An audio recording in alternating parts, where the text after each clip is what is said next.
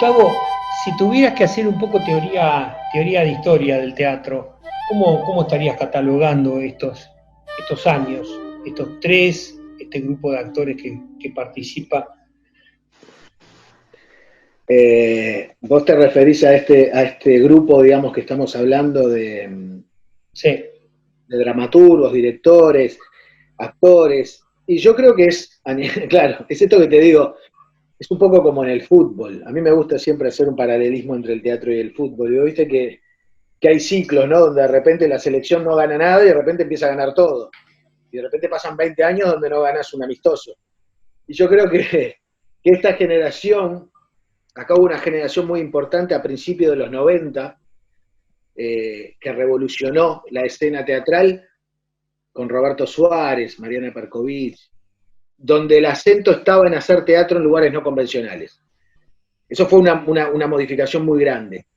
Después se aquietaron las aguas y apareció esta generación de la que te hablaba, y sobre todo lo que yo creo que ha crecido, o que quizás lo que va a quedar para el recuerdo, digamos, es un poco esto que te digo de la visibilidad del teatro uruguayo en el exterior, que yo creo que de la década del 60, el 70 no se veía, ¿no? Nosotros, hasta que nos agarró la pandemia, hace ya 4 o 5 años que trabajamos más en Europa y en el resto de América que en Uruguay. Entonces nosotros estrenamos una obra y ya inmediatamente sabemos que tenemos un recorrido de 2 o 3 años con esa pieza, una pieza de Blanco o de Calderón, que nos va a llevar a todo Sudamérica y a España, a Italia, a Alemania, a Francia, cosas que hasta hace 10 años eran impensadas. hay que agradecer de esta difusión del teatro, porque se me ocurre un nombre que es José Miguel Onaindia, que ha estado trabajando Totalmente. intensamente. Totalmente. No solo a él, pero él es la cara visible desde hace muchos años de este trabajo. José Miguel, argentino, que nos lo hemos apropiado y no lo vamos a dejar ir.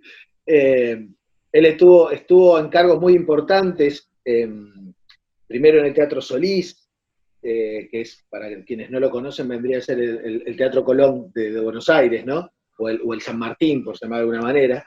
Eh, y después él estuvo como director del Instituto Nacional de Artes Escénicas acá en Uruguay, que es un instituto relativamente nuevo. Y claro, y José Miguel es una persona que es muy respetado en muchas partes del mundo, es una opinión muy respetada la de él, y él se dio cuenta que había que explotar más lo que se hacía acá a nivel teatral, ya sea a nivel de dramaturgia, de dirección, de actuación, y fue él quizás, junto con otros productores que fueron apareciendo, los que fueron tejiendo redes, sobre todo a niveles de festivales, para que el teatro comenzara a salir. Entonces de repente nosotros hace 10 años que vamos a un festival en Colombia que nos recibe todos los años y nos espera todos los años, o espera el teatro uruguayo todos los años, ¿verdad? Y José Miguel tiene mucho que ver, pero también hay otros, ¿verdad? Hay otros gestores culturales de nuestro país que están en cargos o estaban en cargos de públicos y que se encargaron de promocionar eso. Generaron un festival de teatro en Montevideo que hacía muchísimos años que no se hacía, para que vengan compañías del exterior. Entonces, se ha hecho un trabajo muy fuerte desde el Estado, ya te digo, en los últimos gobiernos progresistas, donde se le puso el acento a eso. ¿Y esto qué va a pasar ahora con este nuevo gobierno y su trabajo cultural? ¿Cómo lo pronosticás? Y me gustaría, mirá, es un gobierno que asumió el 1 de marzo, recién lleva 6 meses. Eh, Me encantaría decirte que no creo que cambie nada, pero ya en estos pocos meses hemos visto que no hay un interés en lo cultural. Esto es histórico. Los gobiernos de derecha o de gobiernos de partidos tradicionales en Uruguay, la cultura nunca fue su fuerte, por llamarlo de alguna manera. Creo que no va a ser la excepción. Ya han aparecido recortes varios. Está todo esto de la pandemia que un poco camufla todo, porque está todo muy parado, pero espero equivocarme, ojalá, pero las impresiones o las proyecciones no son buenas. lo cual sería una pena que se tire por la borda el trabajo de 15 años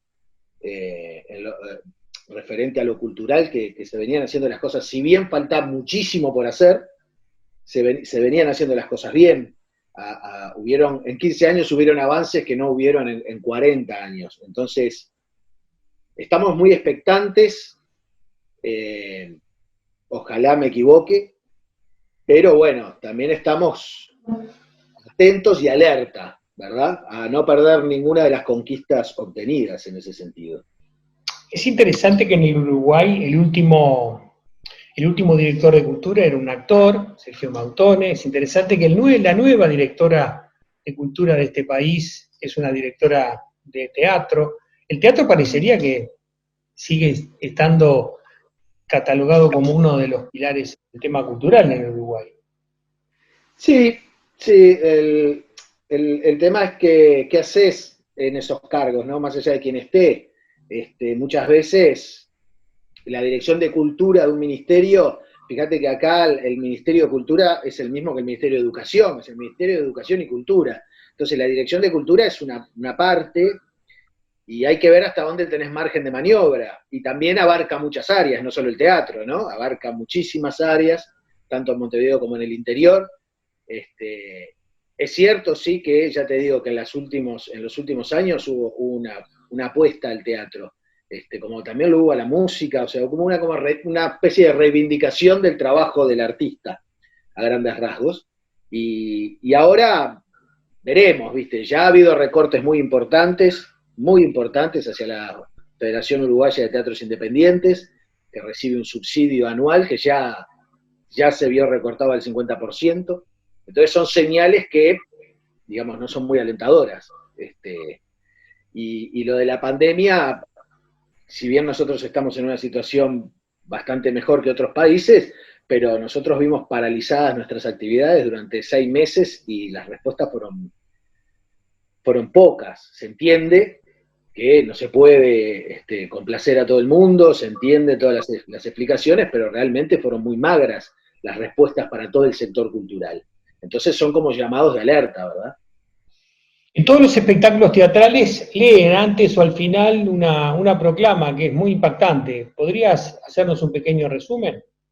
Sí, esa es una proclama que se salió de una asamblea del Sindicato Uruguayo de Actores hace aproximadamente 2 meses y medio, cuando ya veíamos que se venía la reapertura de las salas, con un aforo muy, muy pequeño, pero estamos trabajando con un aforo del 30%.